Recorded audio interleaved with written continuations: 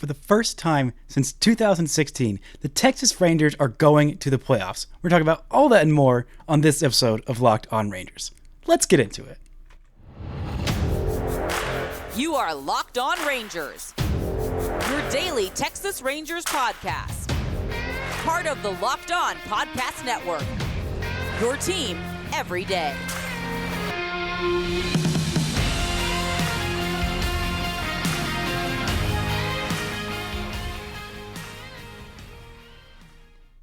You are locked onto the Texas Rangers. I'm Bryce Patrick, a cripplingly addicted Texas Rangers fan since 2010, covering this team for 10 seasons, including all 5 as the founder and host of the Locked On Rangers podcast. Today is Saturday, September 30th. Your Rangers are 90 and 71. 71? Yes, 71. And they are going to the freaking postseason. They are one game ahead of those stinking Houston Astros in the AL West, and the magic number to clinch the AL West is down to 1. Oh my goodness, does that feel good to say. Thank y'all so much for making Locked On Rangers your first listen every single day. If you're not already, you can follow me on Twitter at Bryce Patrick. You can follow the show at Locked On Rangers. Hit that subscribe on YouTube. We are going for 3,000 before the playoffs start. Hopefully we can get there. It'll be like 102 days, so maybe we won't get there. But maybe by the time the Rangers roll around there, if they win the AL West, which is entirely possible tomorrow, we can go ahead and get there. Before we get into this episode is brought to you by Gametime. Download the Gametime app, create an account, and use code LOCKEDONMLB for $20 off your first purchase. Last minute tickets, lowest price guaranteed. Now the Texas freaking Rangers are playoff bound after the most it's so over 2 games in a row I think I might have ever experienced in my entire life. An 8-0 blowout on Friday. A 3-2 bullpen disaster of a game on Thursday. The Rangers are heading to the postseason while the Mariners are Dunsky. They are Dunzo, Donarewski, absolutely gone. And the Texas Rangers, at worst, are going to be the 3rd wildcard team. I think that's guaranteed that they're going to be the 3rd wildcard team or win the division. I think it's just those 2 scenarios in play. Not entirely sure, but for all intents and purposes, that's where we are today because those bums, known as the Arizona Diamondbacks, lost the first 2 games of their series against the Houston Astros. Absolutely wasted opportunities in both of those games that they probably could have, and I don't know if it was the Rangers, they would have won because they had no problem winning games against the Rangers when the Rangers played them, going 3-1 against them. Totally rude, incredibly rude, just not cool. Actually, yeah, I think it was 3-1 against them, but just totally not cool. But it doesn't matter. The Rangers have 1 game left this season. It is against those stinking Seattle Mariners. It is with the division on the line, but tonight, an incredible display of intestinal fortitude after soul-crushing losses that would have destroyed lesser teams, which the Rangers have suffered a lot of soul-crushing losses this season. This team is just built different. They are built entirely different. They are beat-boop baseball robots who are programmed to shake the most bone-crushing losses off and come back and just annihilate the freaking Seattle Mariners. And not just the Seattle Mariners throwing out their number 5 or whatever star. This was Luis Castillo, a guy who's going to get a lot of Cy Young votes this year. They faced Luis Castillo, who is a guy who does not walk a whole lot of guys, and had, let's be honest, an incredibly generous zone. An incredibly generous strike zone. The top of the zone was there for him. The bottom of the zone was there. I mean, the zone was expanded in like 3 inches in every direction. And what did the Rangers do to him? They pulverized him. 2 2/3 innings, 5 hits, 4 runs, all of them earned, 4 strikeouts. So he was getting some swings and misses. But 5 walks. This is the Texas Rangers offense. This is what they do to people. This is what they do to the best of the best of the best. They will wear you down. They will grind you down. It doesn't matter how big the zone is. It doesn't matter how many balls and strikes are called against them. They will not expand the zone. And this is the thing that frustrated me the most about this offense the last couple of games. It's not that they were doing badly. It's that they were making those pitchers work. and they just weren't quite getting the big hit across. But in this game, they did. They got the big hits across when they needed it, and they got it from everybody in this lineup. Shout out to Nathaniel freaking Lowe. Shout out to Robbie Grossman hitting in the 3-hole in the game you clinch. What? DHing against a right-handed pitcher because he had gone 3 for 10 against him in his career. I don't know that was the entirety of what was going on. I feel like there might be some shenanigans. There might be something wrong with Mitch Garver. I don't know. I just like pure instinct wise, it feels like, oh, Robbie Grossman is 3 for 10 with 3 singles against Luis Castillo in his career. That felt like not enough reason to make him your number 3-hole hitter in a game you really just needed to win.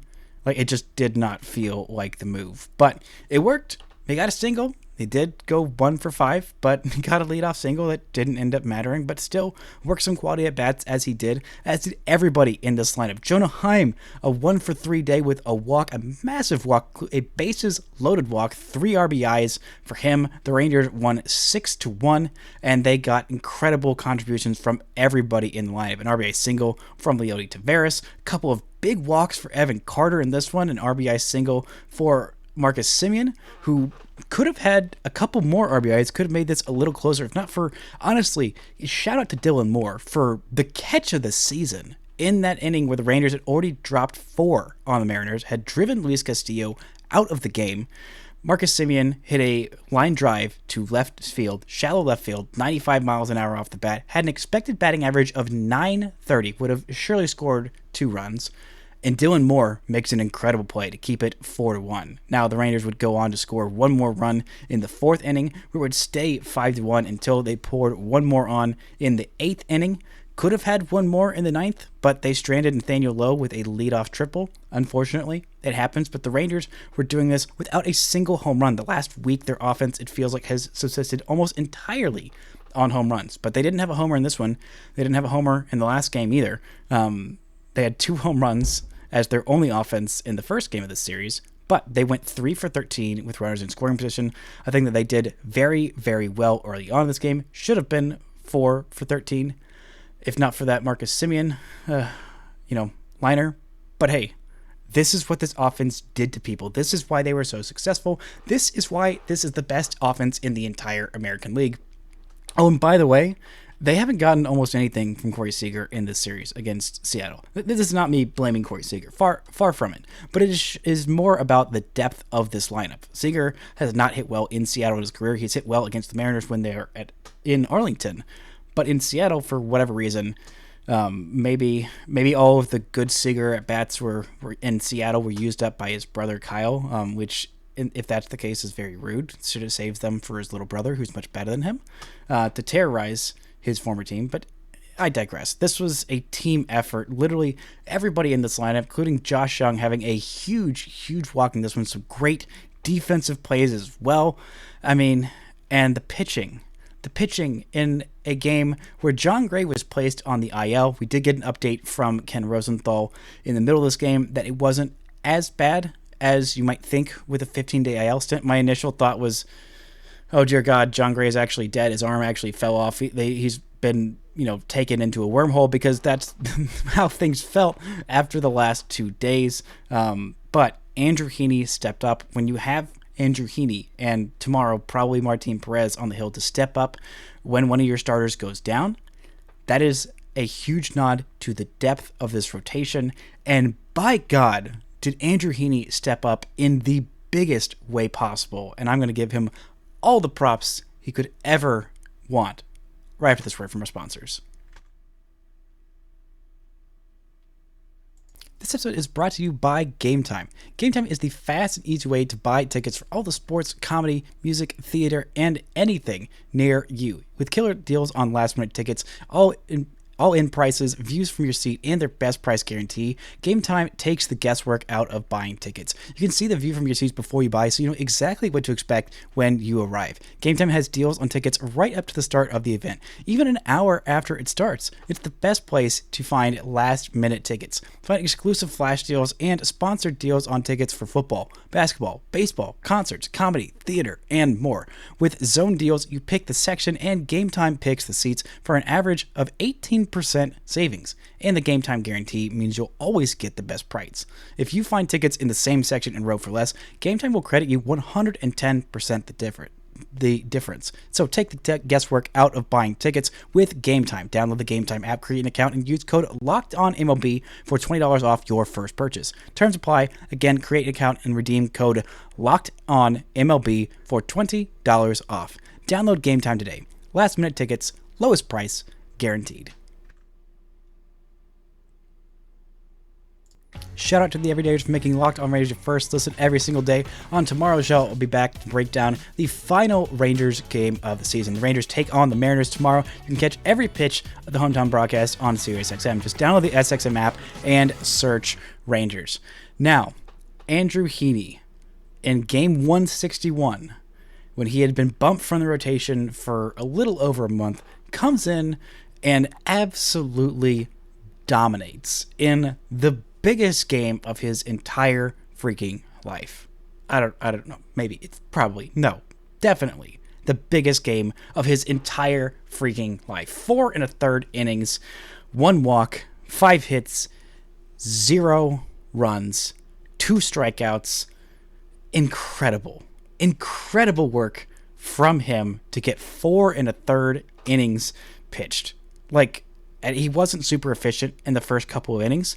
I thought they might pull him after 2 innings, and I thought if you can get 2 innings of shutout baseball from Andrew Heaney, great, awesome, you did your job, salute, hat tip, well done. But he did more than that. He got into a little bit of trouble when it came to the 5th inning, had a couple of base runners on, and you think, oh no, things are starting to spiral. And Josh Sborz comes in and says, don't worry, I got you covered. I am here to chill all of your fears, because this bullpen game was the game of the bullpen's freaking life.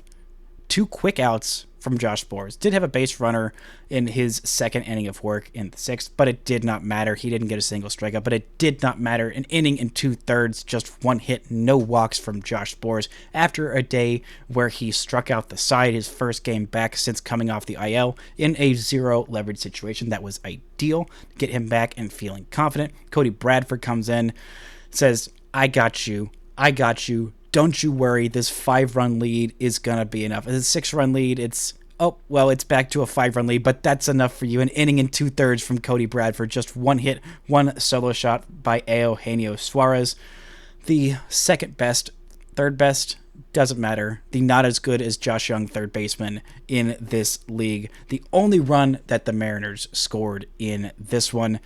2 strikeouts for Cody Bradford. Absolutely exceptional work from him to get into that 8th inning. And then on comes Jose Leclerc, gets a quick out in the 8th inning to finish up that 8th inning, and then goes on to the 9th inning where he gets a pair of strikeouts, including the final out to send the Texas Rangers to the freaking playoffs. Andrew Heaney in the biggest spot of the season, coming up in a huge way. Josh Sborz coming up in a huge way. Cody Bradford in a massive way.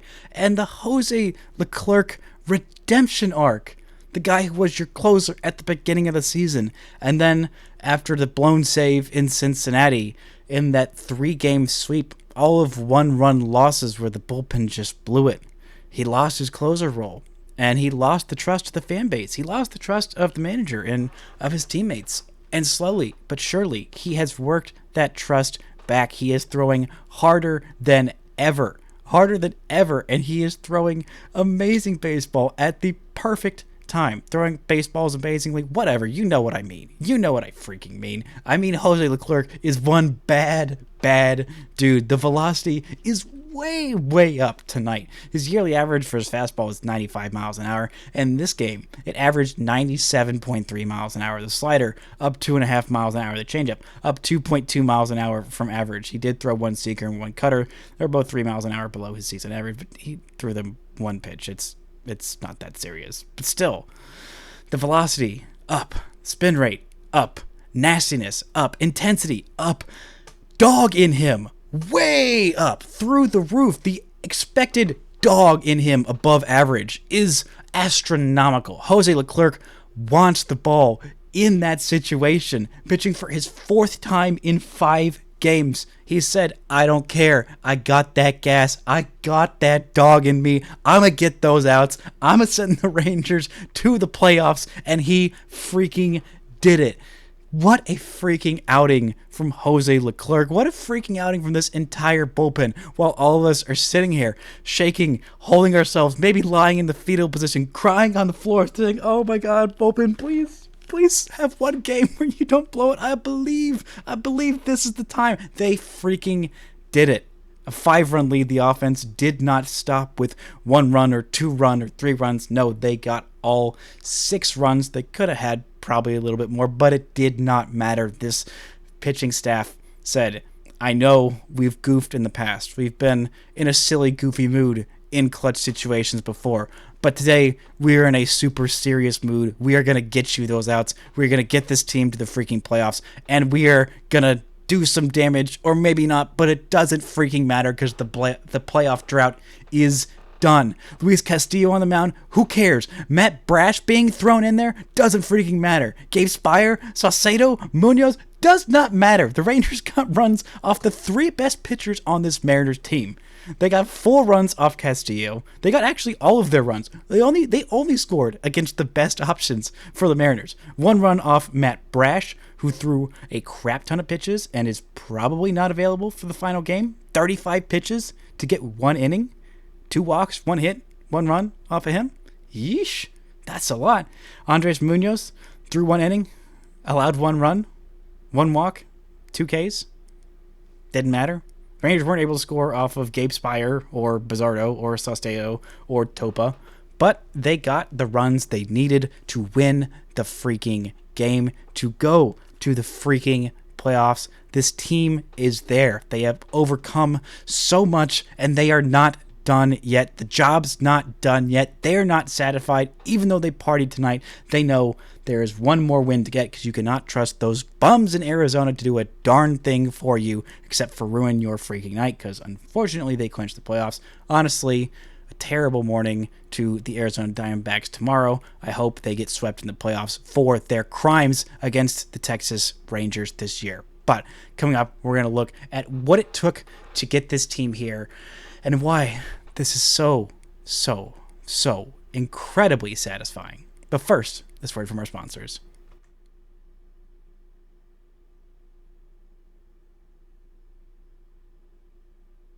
Shout out to the Everydayers making Locked On Rangers first listen every single day.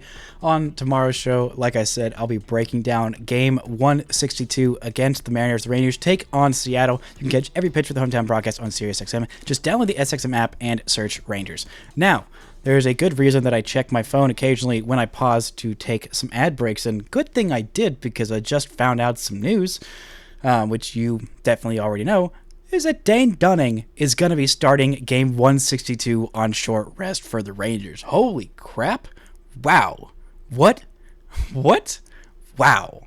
Fantastic. Maybe the Rangers knew something we didn't when they pulled him after 7 innings of shutout baseball against the Los Angeles Angels of Anaheim on 87 pitches, and they threw Chapman in there, and they threw Leclerc in there, and they ended up getting the win, which was their last win before last night.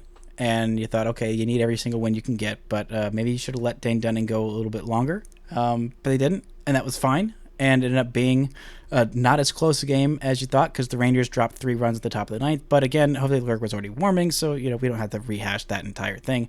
But Dane Dunning on short rest for Game 162. Let's freaking go. I thought it was going to be Martin Perez in Game 162.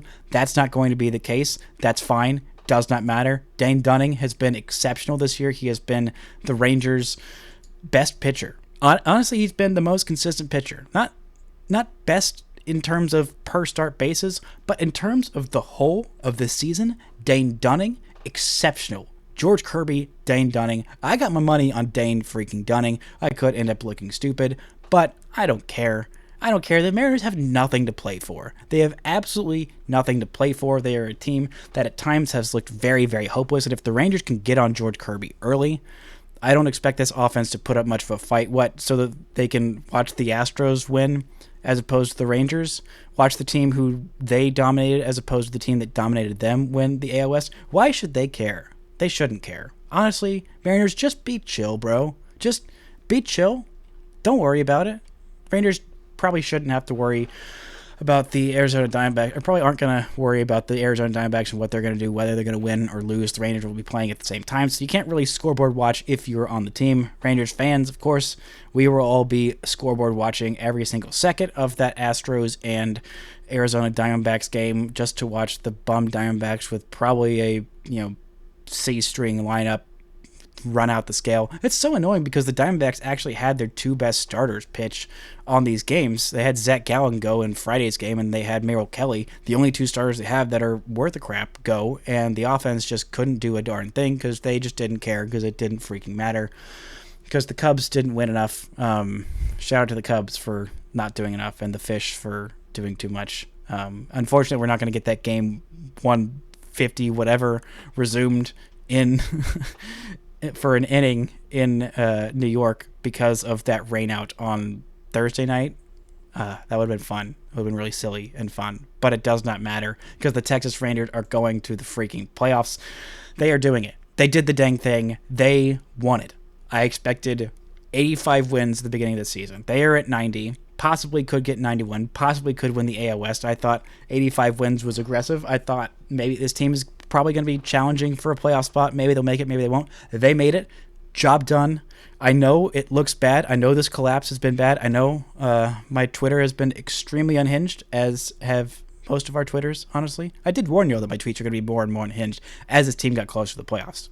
I gave you fair warning because this team makes me unhinged when they are close to actually doing things that matter. They are there. They have done things that matter. They are going to the freaking playoffs because they are the best team in the American League West. They might not win it. They might goof around and lose it on the last day, which would suck. That would be incredibly frustrating. But they have been the best team in the AL West all freaking season. They have the highest run differential. They have the best offense.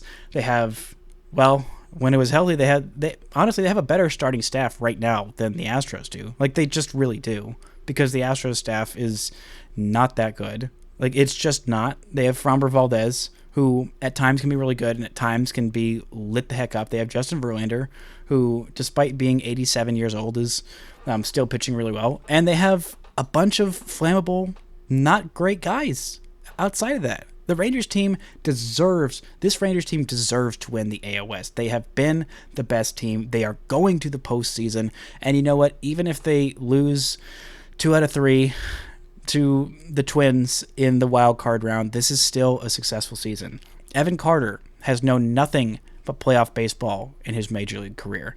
Bruce Bochy has gotten 100% of the teams he has managed as a Texas Rangers manager to the playoffs. Chris Young has built nothing but playoff teams in his tenure in charge of the Texas Rangers as the GM. That's sensational. I hope all of those streaks continue. I hope they extend for a decade. Well, I don't know if Bruce Bochy is going to be managing for another decade, but he might be. He might be. I hope Evan Carter spends 20 years in a Texas Rangers uniform and never misses the playoffs. I hope that's true. Maybe it won't be, but maybe it will be. Who freaking knows? There is no reason not to be excited about this team right now. It was a painful slog to get to the playoffs. It was brutal these last 2 months. They're filled with lots of ups and downs. There's been a lot of reason to doubt this team. Honestly, there has been. Like, they have had a brutal stretch of it where you doubted if they were going to even make it to the playoffs. They made it. They are there. They are in the freaking dance. Now, we all know once you get there, it is such a crapshoot. It is such a crapshoot of if the best team actually wins. The Rangers had the best team in baseball in 2012 and in 2011. Heck, they might have had it also in 2010 as well. They were one of the best teams in 2015 and 2016. The Rangers have never won it all. This team is as talented as any of those teams. It obviously has a bunch of holes. Obviously, there have been a lot of injuries to starting pitchers, but there are still a whole lot more that are plenty capable. Jordan Montgomery is your game 1 starter. That's not bad. Nathan Eovaldi, even though he did get lit up, his velocity was back, and he looked really good in that game. I know what happened. I know exactly what happened. But Nathan Eovaldi, that was a hugely good sign for if he's your game 2.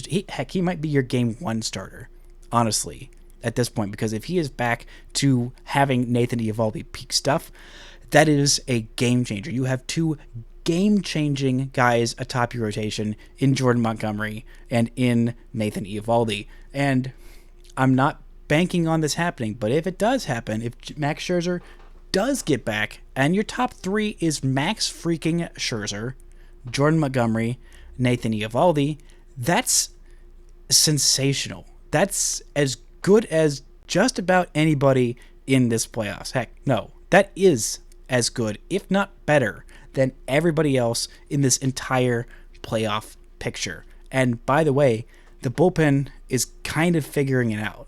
I know they had a blow up on Thursday. I know it wasn't pretty on Friday. But in Saturday's game, I mean, you've got your closer in Jose Leclerc. He is throwing at the right time. And as much as I have bemoaned and berated and besmirched Aroldis Chapman, and he's done that plenty himself, if you throw him in the right situations, he can be a very good bullpen piece. Just, again, never again on back-to-back days.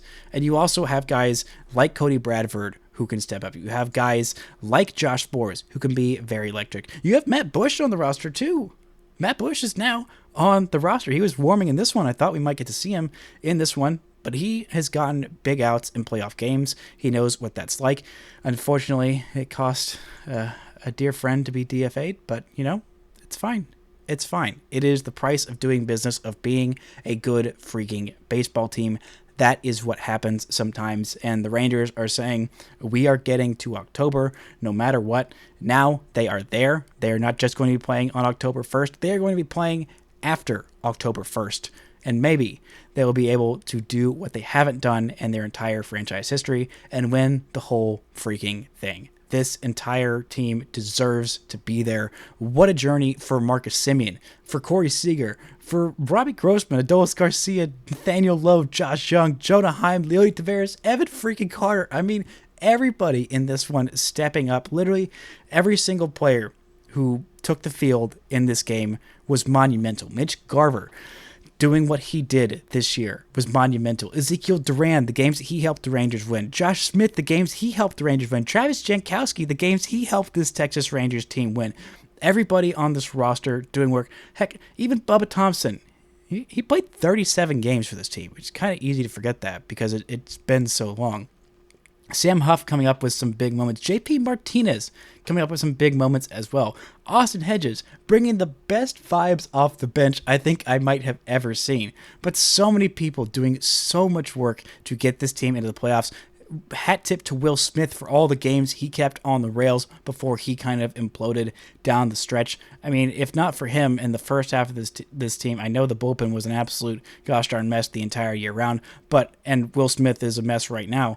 But you got a hat tip for the 22 saves that he did get. Honestly, like, where is this team without those saves by Will Smith when the rest of the bullpen was an entire disaster? While Jose Leclerc was figuring it out, while Josh Sborz was figuring it out, while Jonathan Hernandez was an absolute unmitigated mess, and now he's not. Like, this bullpen is finding its form at the right time. The starting pitching is finding their form at the right time, and this offense. I mean, a game like this, it was, you know, it ended up being a 5-run win, but it felt incredibly close.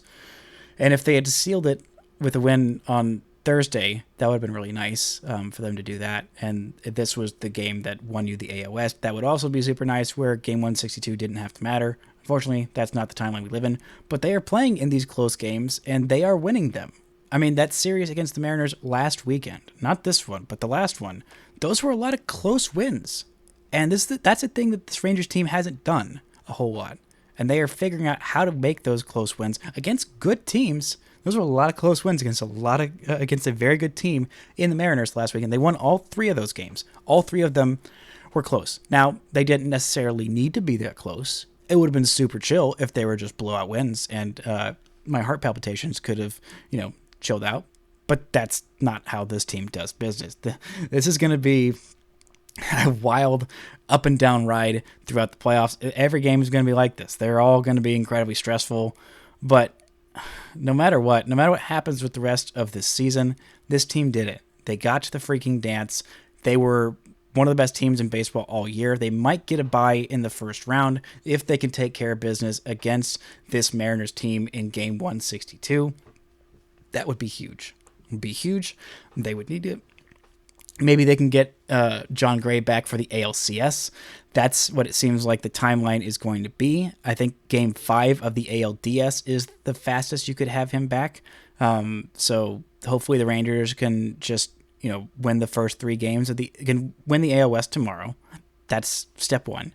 Then win all 3 games of the ALDS very early on. That'd be great. And then John Gray comes back for the ALCS, starts there. Maybe Max Scherzer's back by then, and maybe John Gray is your number 5 starter or number 4 starter. I mean, who knows? Who knows at this point? Anything is possible, but what is not just possible, not just probable, but definite is that the Texas freaking Rangers are going to the postseason for the first time since 2016.